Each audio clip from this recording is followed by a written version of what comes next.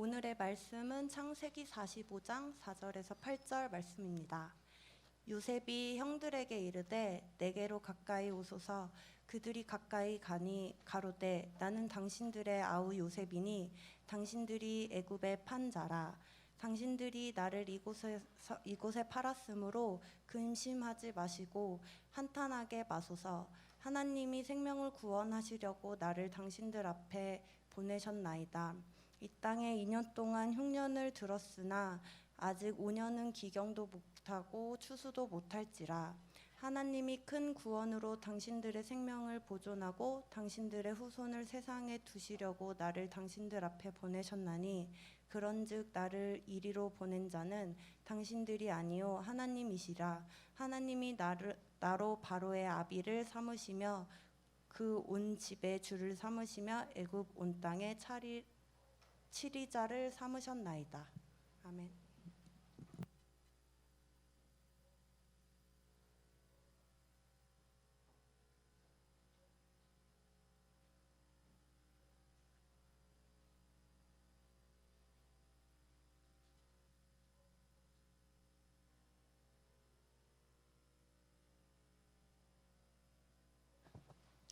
네, 이걸로 할게요. 자, 오늘 예배 자리에 나오신 우리 모든 청년들을 환영하고 또 축복합니다. 오늘 우리가 함께 말씀 나눌 때에 주님의 은혜가 여러분들과 함께 하시길 바랍니다.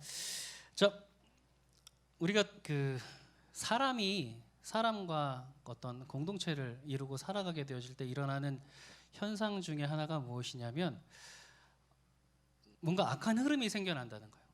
악한 흐름이 생겨나는데 그 악한 흐름이 왜 어떻게 생겨나느냐? 그건 일단 첫 번째로 우리가 죄인이기 때문에 죄인들이 모였을 때에 우리에게 선한 것이 스스로 나올 수 있는 존재들이 아니기 때문에 그래요. 그래서 어떤 교회를 가든 심지어는 종교의 어떤 그런 모습에 있는 사람들의 모임에서도 그 모임이 오래되어지면 그 안에 악한 흐름들이 생겨나기 시작하죠. 교회에서 가장 많이 하는 얘기가 뭐예요? 원래 그랬어요. 전통이란 이름으로 변하지 않는 그 딱딱하게 굳어져 버리는 그 모습들이 있고, 또 세상의 많은 제국들이 유토피아를 꿈꾸면서 우리는 진짜 사람들이 살기 좋은 모든 사람들이 지상 낙원이라고 생각하는 곳을 만들겠다 했지만 곧 무너져 버릴 수밖에 없었던 것, 인간의 타락이나 죄악으로 인해서 무너져 버릴 수 없었던 것들을 우리가 기억하게 되어지죠. 자, 오늘 우리가 그렇다면 우리의 삶 가운데에 과연 악한 흐름이 있느냐? 반드시 있습니다. 그것은 어떻게 할 수가 없어요. 심지어는 우리 청년부라는 이름 안에도 분명히 그런 것들이 있을 거예요.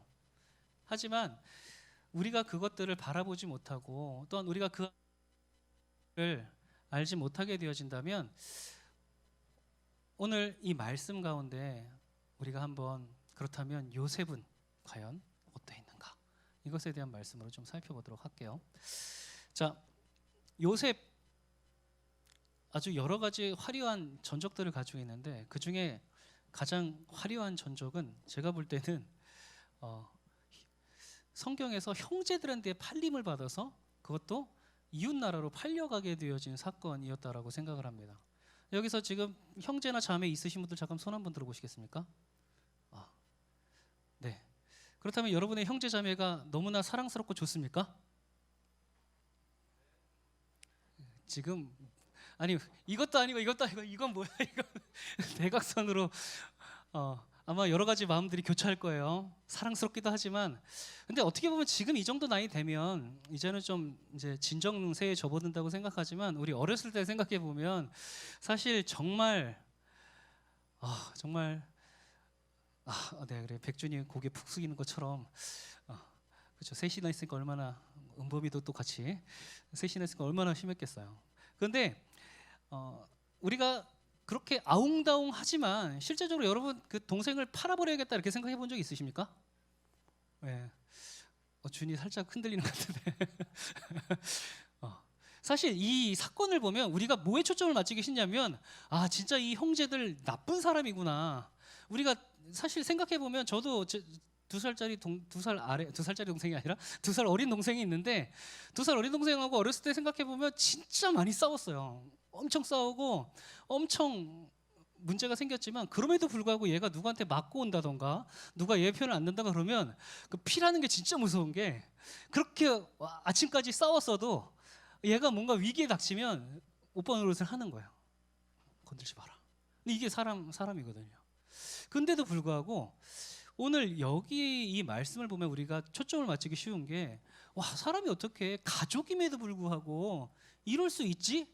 그래서 그 나쁨의 초점을 다 어디다 맞추기 쉽냐면 이 형제들한테 맞추기가 되게 쉬워요. 그렇죠?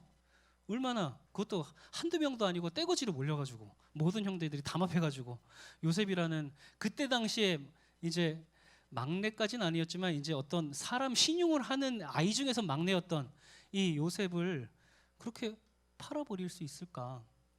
이건 참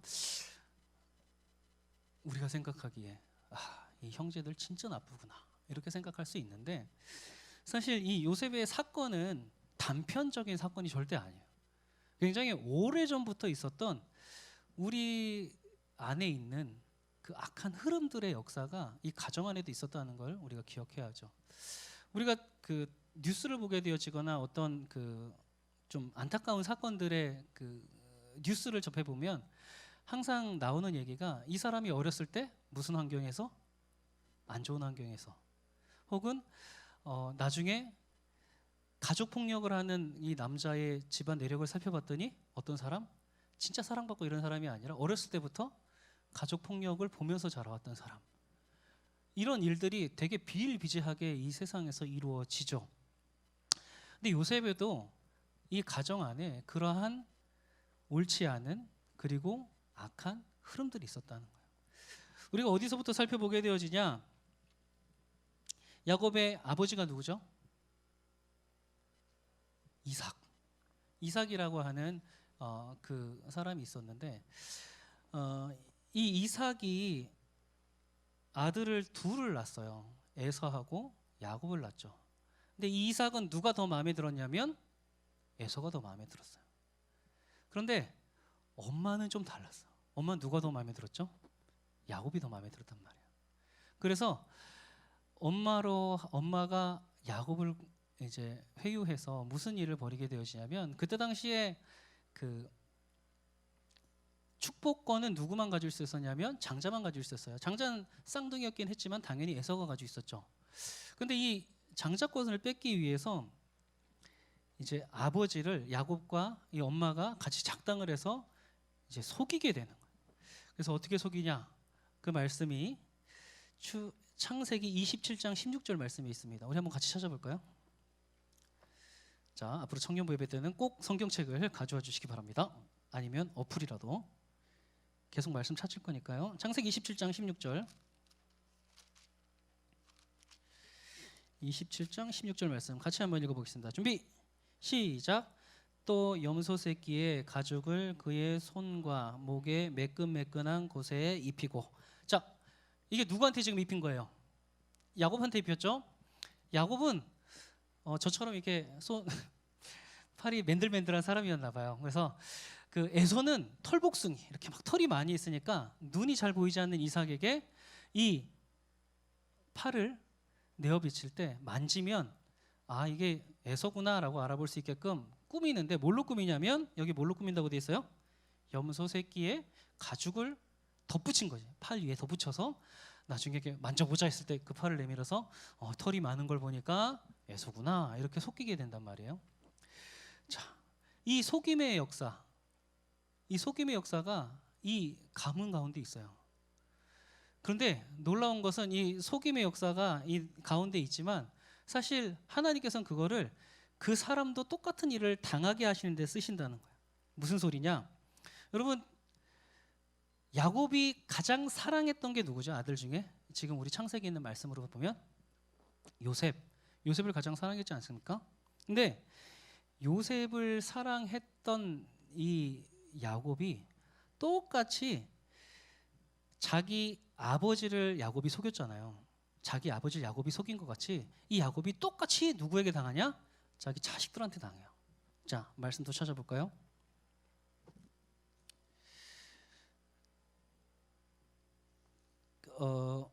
네, 창세기 37장 29절 말씀 한번 보겠습니다.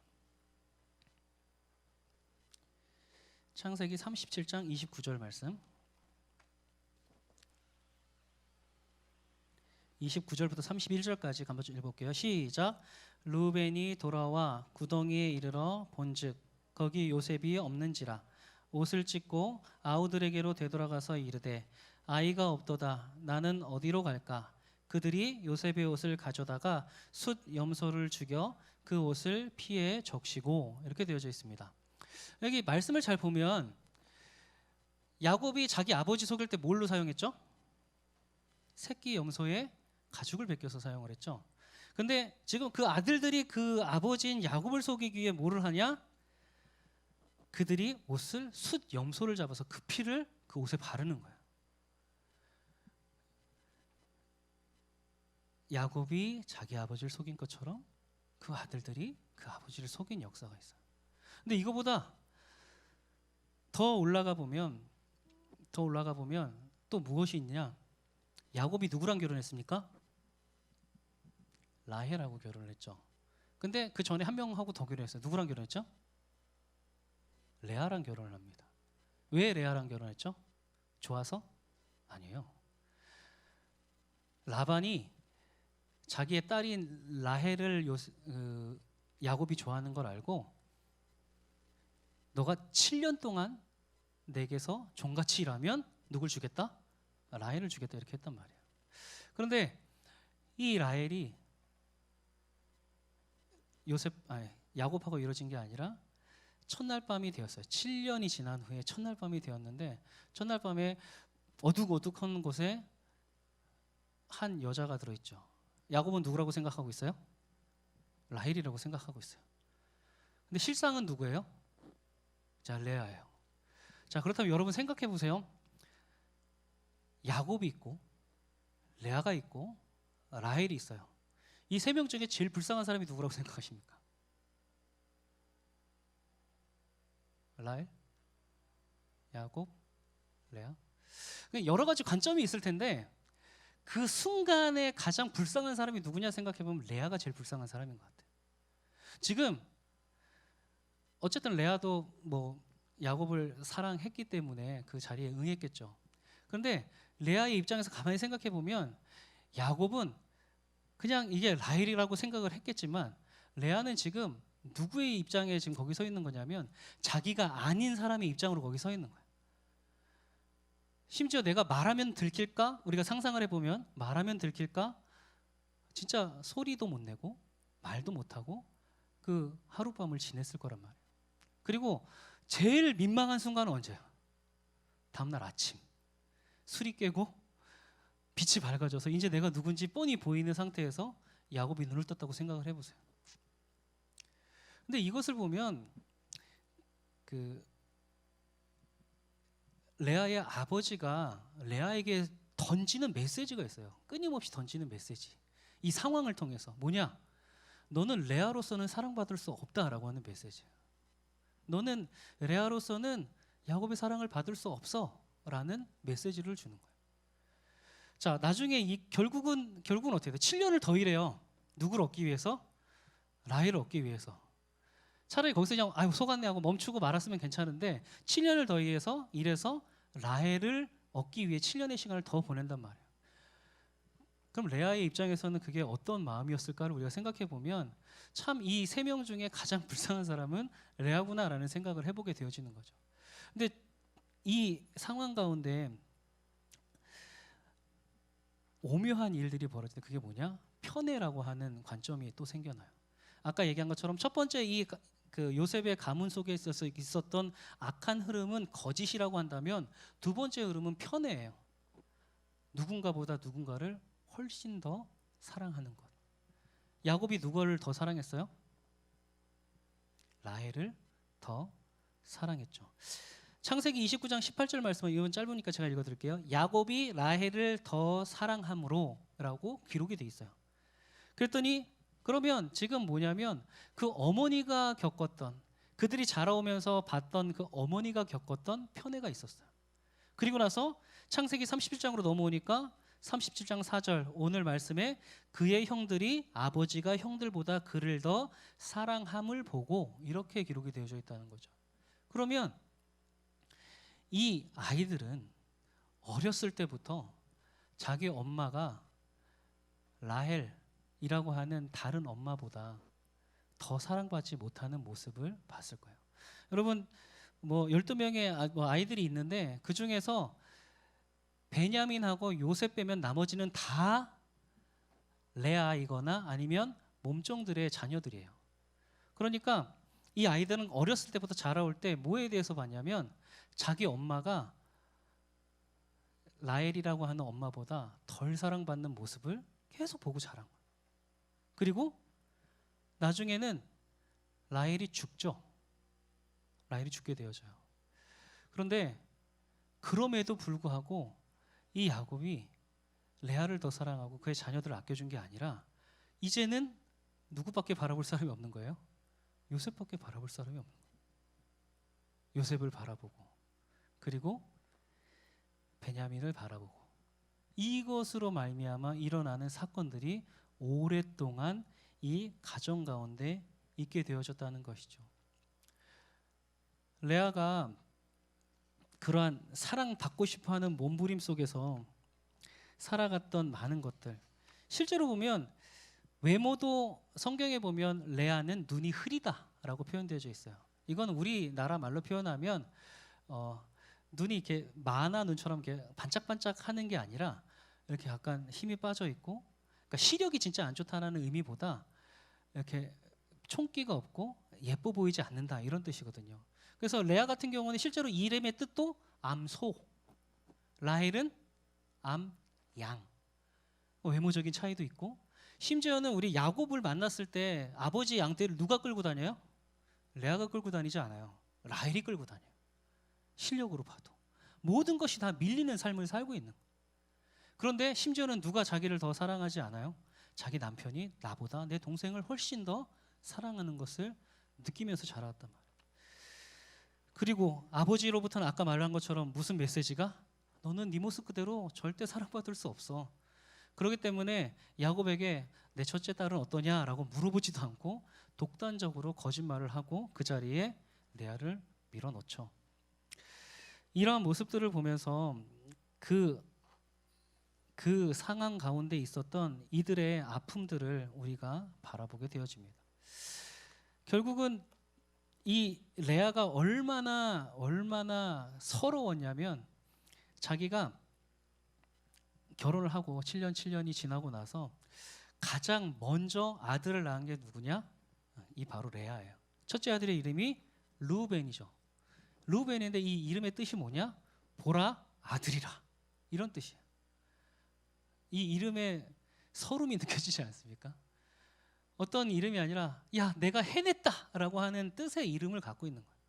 야 내가 아들 낳았구나라고 하는 자기가 사랑받지 못하는 것에 대한 이 이름이 이 가운데 주어졌다는 것이죠. 그래서 우리가 이 사건을 바라보면 이게 단순히 요셉이 내 꿈이 이랬어요 라고 얘기해서 너 참 건방지게 말하는구나, 확 팔아버려야겠다, 이게 아니라 이 전부터 거짓이 그 가게에 흘러가고 있었고, 편애라고 하는 가운데서 사랑받지 못함에 대한 상처 속에서 자라왔던 이 가족이 정말로 그 안에 욱하는 순간에 일어난 일이 아니라 쌓이고 쌓였던 일들이 드디어 터져 나가게 된다는 것이죠. 그런데 여러분, 우리가 이 말씀을 그냥 표면적으로 그래서 요셉이 승리해서 잘 그것을 믿음으로 극복해서 끝났다 이렇게만 여겨지는 얘기는 또 아니에요. 잘 보면 이때 당시에 요셉을 팔아 넘기는데 가장 앞장서서 그 일을 주도했던 사람은 르우벤이 아니라 유다였어요. 르우벤은 첫째였지만 힘이 별로 없었어요. 오히려 리더급 가장 그 형제들을 잘 이끌었던 사람은 유다예요. 그런데 이 37장에 보면 요셉이 애굽으로 팔려가는 장면이 나옵니다. 그런데 여러분 한번 성경책 펴서 38장 한번 보시겠습니까?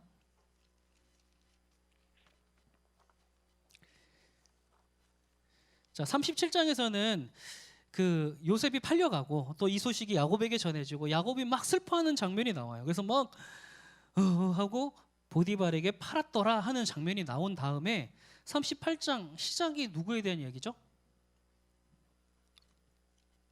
성경책으로 보시면 제목이 뭐예요? 유다와 다말. 갑자기 나오는 얘기가 뭐냐면 유다와 다말에 대한 이야기가 나와요.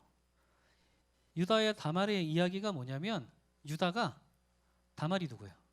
자기 며느리예요. 며느리랑 동침하는 이야기가 나오는 게 38장이에요. 여러분 좀 뜬금없지 않습니까? 여러분 느끼기에? 지금 좀 전까지 요새 팔리는 얘기 실컷 나오다가 갑자기 유다 얘기가 뽕 하고 나온 거예요.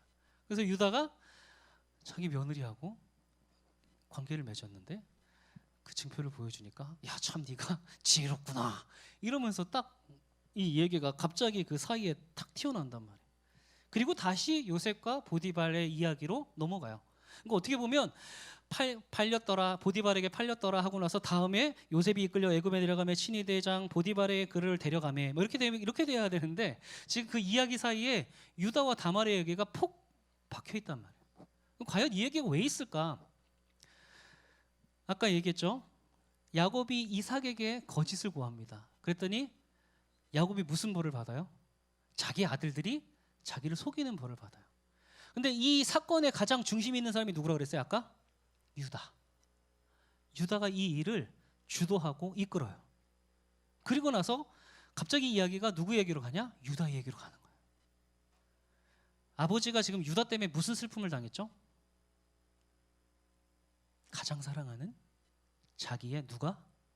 아들이 죽은 거예요. 근데 이 말씀이 왜 유다가 다말하고 관계를 맺었느냐예요. 그 이유가 뭐예요? 자기 자식들이 다 살아있는데 그래요? 아니에요. 자기의 자식이 죽어요. 둘이 있는데 둘 다 죽어요. 가업을 이어야 되는데 죽어버린 거예요. 그래서 이 며느리가 그 가업을 잇기 위해 누구랑? 자기 시아버지랑 관계를 맺는 장면이 나온 거란 말이에요. 근데 이게 되게 생뚱맞아 보이지만 가만히 생각해 보면 이게 무슨 구조냐면 야곱에게 누가? 유다가 어떤 아픔을 줘요? 자식을 잃는 아픔을 주죠. 그랬더니 유다에게 하나님께서 무슨 아픔을 줘요? 자기 자식을 잃는 아픔을 줘요. 그래서 이 오늘 요셉의 사건의 가장 키포인트는 사실 요셉이기보다 유다예요. 유다를 기억해야 되는데 나중에 이제 애굽의 이 형제들이 먹을 게 없어서 7년의 풍년, 7년의 흉년이 일어나는 이 사건 때에 먹을 게 없어서 이 요셉의 형제들도 애굽을 가서 먹을 걸 얻으러 가죠. 자, 먹을 걸 얻으러 갔는데 총리 대신에 누구예요? 요셉이에요. 자, 그럼 우리 보통 한국 드라마로 친다면 여기서 엔딩은 요셉이 갑자기 자기 얼굴을 쫙 밝힌 후에 복수를 하면서 그 성 밖으로 쳐내면서 이 이야기는 끝날 텐데 이 이야기가 그렇게 끝나지 않아요. 일단 자기 형제들인 걸 확인한 후에 다시 돌려보내요. 왜 돌려보냈죠? 누구 데려오라고? 베냐민을 데려오라고 시켜요. 그러니까 이게 참 그냥 내가 요셉이에요 하면 될 건데 너네 가서 베냐민 데려와 이렇게 시켜요. 그래서 결국은 아버지를 설득해서 베냐민을 데리고 다시 이 궁전으로 돌아오죠. 보면 형제들을 요셉이 굉장히 아꼈다는 게 보여져요. 왜냐하면 그들이 밥을 먹을 때도 나이 순서대로 안 치고 그러니까 유대의 법에 따라서 유대의 식사법에 따라서 식사할 수 있게끔 배려해 주는 장면이 나오거든요. 그리고 잘 먹고 가라 그러고 가요. 근데 한 가지 트릭을 쓰죠. 무슨 트릭을 썼어요? 베냐민의 가방 안에 성전 그 궁에 있던 은그릇 이런 것들을 다 집어넣어서 묶어서 보내요. 그리고 다시 잡아와. 그래서 그 잡혀온 형제들에게 너희 스파이구나라고 누명을 씌우기 시작을 하죠. 여러분 과연 요셉이 과연 왜 그랬을까? 생각해 보셨습니까? 자, 아까 제가 얘기한 것 중에 기억나는지 모르겠지만 라헬이 낳은 아이가 딱 2명 있었다 그랬죠. 누구랑 누구 있었다 그랬죠? 요셉과 베냐민이에요. 요셉은 그 가계의 그 편애의 흐름, 그 가운데 상처받은 형제들 간의 어려운 마음들, 그리고 끊을 수 없는 이 악의 고리들이 있다라는 것을 알았어요. 그래서 뭘 확인하고 싶었냐면 아직도 이들이 그렇게 나뉘어져서 사랑받지 못한 자들의 아이들, 그리고 얘는 더 사랑받는 아이들의 이 상처를 가지고 살아 있느냐를 확인해 보고 싶었던 것 같아요.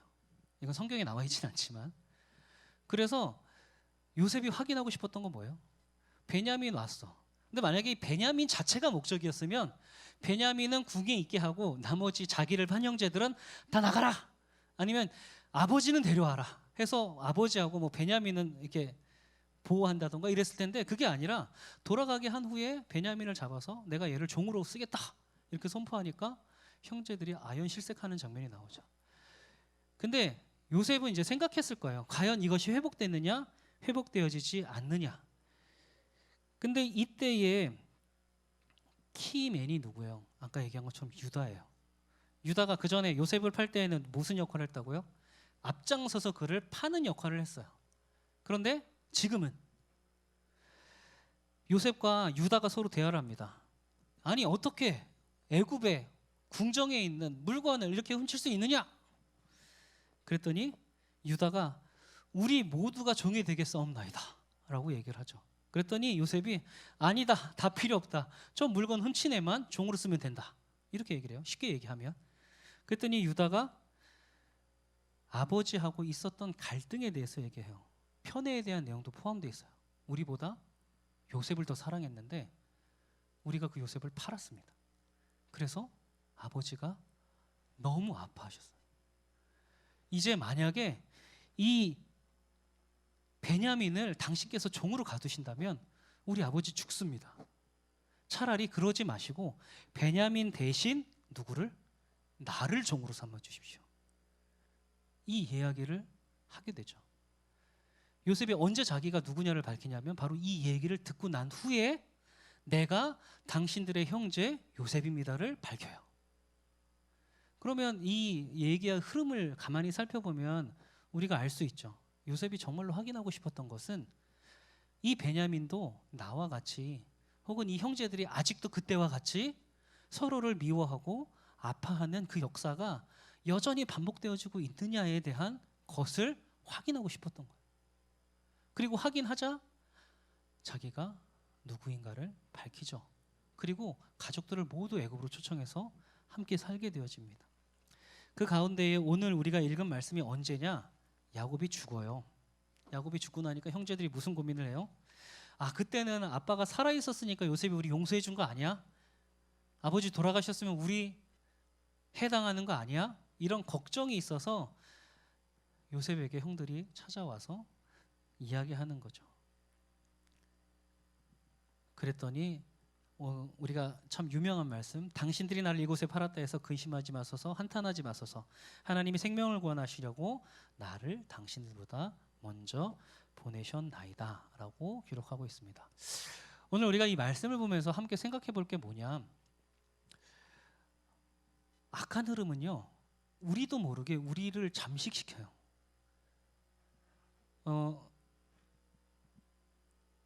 그게 참 교회마다도 그게 있어요. 우리를 더 이상 하나님 앞으로 가까이 나가지 못하게 하는 흐름들이 있다. 마치 이 가정이 거짓이 너무나 당연한 것이고 그 거짓으로 말미암아 자신의 이득을 취하는 게 너무 당연한 그 흐름들이 있었던 것처럼, 그리고 편애라고 하는 똑같이 사랑해야 되는 것, 그게 아니라 누구보다 더 사랑하는 것, 그로 말미암아 상처받는 자들이 뭐가 생겨요? 난 좀 더 사랑받아야 되는데, 난 좀 더 그에 합당한, 내가 이렇게 잘했는데, 자식도 이렇게 많이 낳는데 왜 나는 사랑받지 못하지? 라고 하는 이 절규 속에서 누구를 찾아야 하는가? 여러분, 개인의 삶에도 있어요.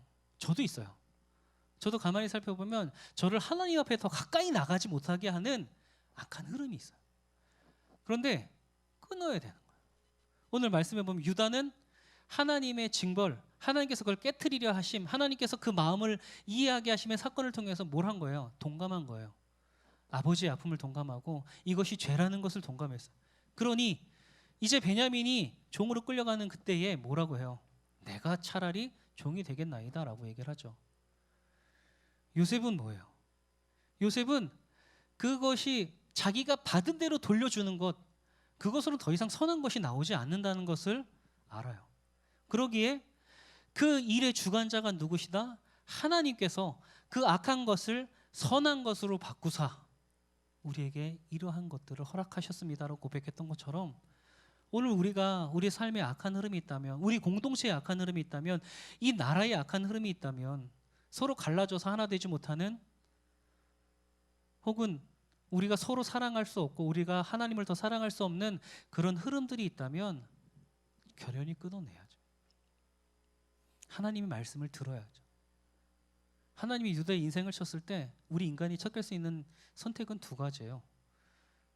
왜 도대체 내 아들을 뺏어갔습니까? 라는 상처 안에서 평생을 살아가는 자와, 그 안에서 하나님의 뜻을 발견하고 돌이켜, 결국 여러분, 예수님이 누구의 족속에서 나오시죠? 유다의 가문에서 나와요. 이것이 의미하는 바는 굉장히 커요. 유다는 요셉을 팔기에 앞장섰던 자예요. 그의 상처에 잡아먹히고 그의 상처가 그를 완전히 지배했던 사람이에요. 그 아픔 속에서 살아왔던 자죠. 그런데 돌이켰어요. 그 아픔의 시간을 통해서 돌이켰다. 여러분, 우리가 삶을 살아가다 보면 어려움이 있어요. 힘듦이 있어요. 사실은 제가 너무 쉽게 얘기하는 것 같아서 죄송한데, 그럼에도 불구하고 분명히 그 안에는 하나님의 뜻이 있어요. 하나님께서 여러분을 더 든든히 세우게 하시고, 때로는 하나님을 더 의지하게 하기 위해서, 하나님의 뜻을 따라가게 하기 위해서 그런 일이 있을 수도 있어요. 여러분, 악한 흐름, 그것에 잡아먹힌 삶, 유다의 그 이전과 같이 자신의 핏줄이라 할지라도 그것을 저련히 끌어내 저 먼 이국 땅으로 팔아버렸던 그 유다의 모습과, 이제는 이국 땅에서 자기가 노예될 것을 각오함으로 베냐민을 대속하고자 하는 이 유다의 모습, 여러분은 어떤 삶을 택하시겠습니까? 하나님께서는요, 당신의 길을 택하기 위하여 작정한 자, 이 슬픔과 어둠과 아픔과 죄악을 끊어내고 하나님 앞에 나아가고자 하는 자에게는 이길 힘을 주세요. 그리고 이길 수 있게 사람들을 붙여주세요. 우리가 그 소망, 그 사랑, 그것을 사람에게 받고자 한다면 우리는 무너져요. 마치 레아의 삶이 그렇게 무너졌던 것처럼 우리의 삶은 무너질 수밖에 없어요. 인간은요, 연약해요.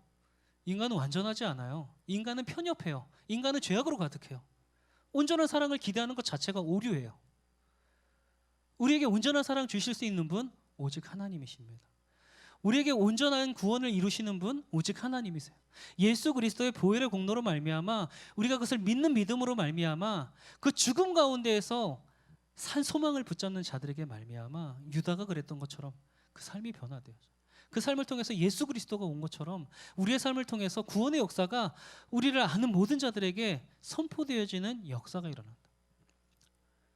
오늘 이 자리에 나온 우리 청년들이, 여러분 지금 각자의 상황이 어떤지 저는 잘 알지 못하지만 힘들고 어렵고 때로는 마음의 병, 마음의 아픔이 여러분 가운데 있다 할지라도 여러분 하나님을 믿는 신실한 믿음으로 이겨내기를 간구하시기를 주님의 이름으로 부탁을 드립니다. 그럴 때 하나님께서 우리에게 승리하게 하시고 우리를 이기시게 하는 역사가 있게 하셔서 요셉의 가문이 그 어두운 흐름을 끊고 이 애굽으로 들어감으로 말미암아 무슨 역사가 시작되어집니까? 이스라엘이라고 하는 민족의 역사가 시작됩니다. 그 민족의 역사의 시작은 바로 이 악한 흐름을 끊는 데서 시작되어졌다는 것을 우리가 기억해야 합니다. 여러분, 우리 청년부가 이제 2층에 내려와서 예배도 하고 이제 지역도 개발되어지고 여러 가지 새로운 시대 앞에 서 있어요. 그리고 요즘 또 새신자들도 계속 오고. 근데 여러분, 이게 이런 사람들이 더 오고 안 오고의 문제가 아니에요. 우리들이 우리 안에 있는 악한 흐름, 그것들을 끊어내지 못하면 새 역사는 시작되지 않는 거예요. 오늘 이 자리에서 우리가 내 개인의 삶 가운데 혹은 우리 교회 가운데 혹은 우리 청년부 안에 더 하나님께로 가까이 나가지 못하게 하는 어떠한 악한 흐름이 있다면 끊어내게 하여 주시옵소서. 우리 시간 그렇게 좀 고백하고 함께 기도했으면 좋겠어요.